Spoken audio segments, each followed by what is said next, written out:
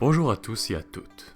Aujourd'hui c'est le Nouvel An chinois et je me suis dit qu'une vidéo qui retourne sur les origines de cette tradition ancestrale et qui explore la légende à l'origine de la première célébration du Nouvel An en Chine serait appropriée pour la vidéo d'aujourd'hui.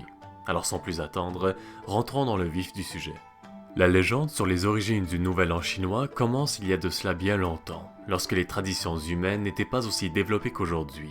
Selon la légende, une fois par an, l'hiver, une énorme créature sortait de sa tanière et descendait des montagnes vers les villages pour dévorer tout ce qui se trouvait sur son passage.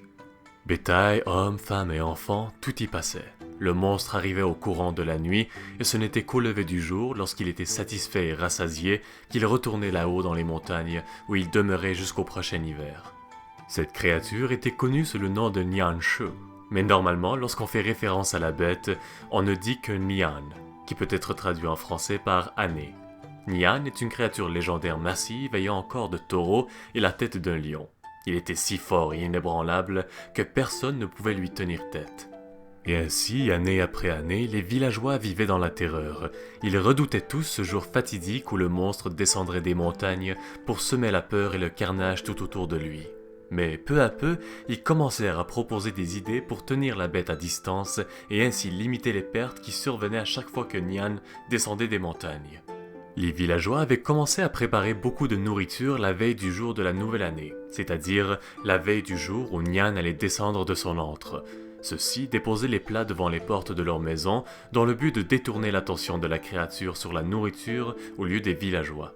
Ils réalisèrent également avec le temps que la bête craignait trois choses, la couleur rouge, le feu et le bruit. En sachant cela, les villageois mettèrent en place un stratagème pour éloigner la bête la prochaine fois qu'elle reviendrait. Ils installèrent des lanternes de couleur rouge un peu partout dans le village, peinturèrent leurs portes d'un rouge vif et accrochèrent des rubans rouges aux portes et aux fenêtres. Et finalement, lorsque le Nian descendait de la montagne pour se diriger vers les villages, ils allumèrent des pétards et tapaient sur des casseroles pour faire le plus de bruit possible, et ainsi faire fuir la créature. Selon la légende, peu après la retraite de Nian dans les montagnes, suite à la victoire des villageois, la créature aurait été capturée par l'ancien moine taoïste Hongchun Lao Tzu. Et ainsi, le Nian devint la monture du moine et la tradition créée par les villageois pour la nouvelle année fut créée.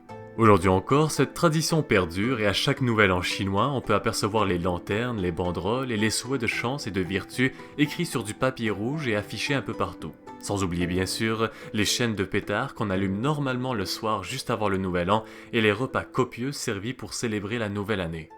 Le Nian est également à l'origine de la danse du lion dans la tradition chinoise. Vous avez très probablement remarqué cette danse performée à chaque nouvel an, où des personnes se mettent sous un costume très semblable au Nian et performent une danse traditionnelle.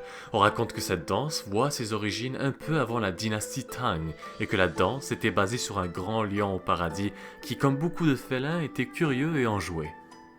Alors voilà, c'est tout pour aujourd'hui, merci à tous d'avoir visionné la vidéo et joyeuses célébrations à tous ceux et celles qui célèbrent le Nouvel An chinois. Si vous avez aimé la vidéo, n'hésitez pas à la partager et dites-moi ce que vous en avez pensé dans les commentaires. Sur ce, merci encore à tous et à bientôt.